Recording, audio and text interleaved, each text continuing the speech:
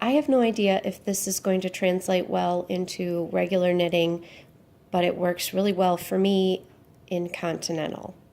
So if I were going to bind this off, see it's got knit 2, purl 2, knit 1, purl 1, and a little bit of stockinette stitch there. So I bind off in pattern, so if it's a purl, I purl it. If it's a knit, I knit it. So I start in the front because this is a purl the first stitch. So far, so good. For the second one, I slip the stitch back onto the left-hand needle.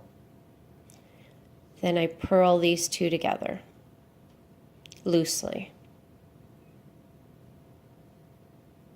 The next stitch is a knit. Yarn to the back, turn the stitch around, slip this one back, and knit them together through the back. Next stitch is a knit. Turn the stitch around, put this one back, knit them together through the back. Which is really knitting them correctly because you turned them around. If you hadn't turned them around, it'd be twisted. So then there's a purl next. Those are because the yarn's in front and you're coming in from the right, they don't need to be reoriented. Put the stitch back, knit through both of them. So what this does for me is that this action here where both stitches have both needles through them tends to keep them a little stretched out, and then the bind off stays a little looser. So here we're back at knit stitches. Turn the stitch around, put the stitch back, knit together through the back. Turn the stitch around, slip the stitch back, knit them together through the back. And then you're back to purls. And I guess it should be the same. The purl ones then wind up being easier because there's no turning around to reorient the stitch. Okay, so here's a little tiny section of knit 1, purl 1.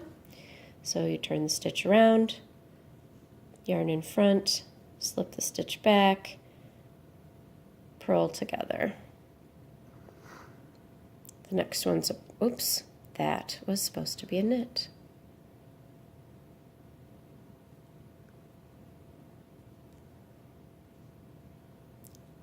You didn't turn it around. I did. Oh. I put it back, turned around. Hi, Stephanie. Knit the two together. Okay, purl stitch. Put the stitch back. Purl the two together. Knit stitch. Turn it around. Put the stitch back. Knit the two together. So you can see why the purl ones are a little faster, because there's no reorienting.